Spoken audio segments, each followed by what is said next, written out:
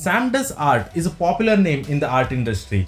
He does art in a very unique fashion, or he has his own style, and he has around 2 million followers on Instagram. Recently, someone trained an AI to create art in his style, and he was definitely not happy about it. He posted a story on his Instagram calling this out, and he did not bother to blur the name out of the person who had done that AI. Once his followers saw this, they slammed the person who had created the AI so much that he deleted the AI and also disappeared from the internet completely. Now this enraged a lot of engineers, and right now they are creating similar AIs as retaliation. This is not just one story. This is the reality today. A lot of AIs have been created to mimic a popular artist art style, and there is nothing these artists can do about it because no artist owns an art style.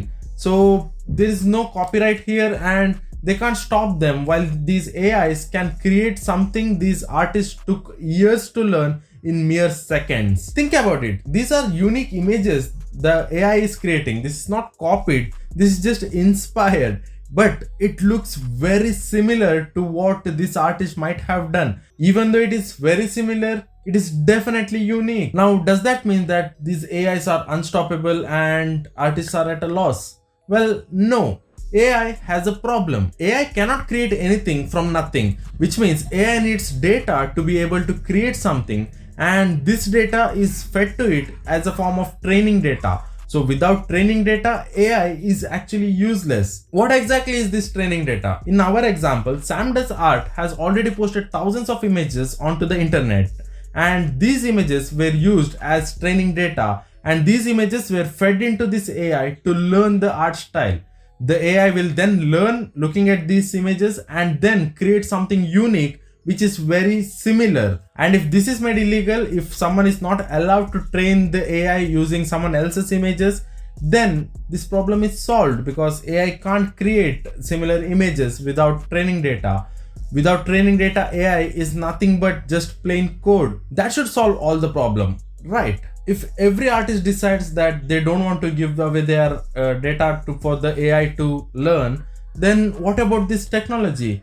Now, if that's an option, I'm pretty sure at least majority of the artists will tell no, and they won't let AI use it. So this technology will die out because AI will not be able to create art. Also, is it really right? Because if you think about it, how does a human produce art?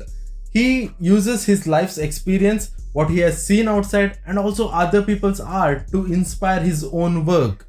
Even we as human beings cannot create something from scratch.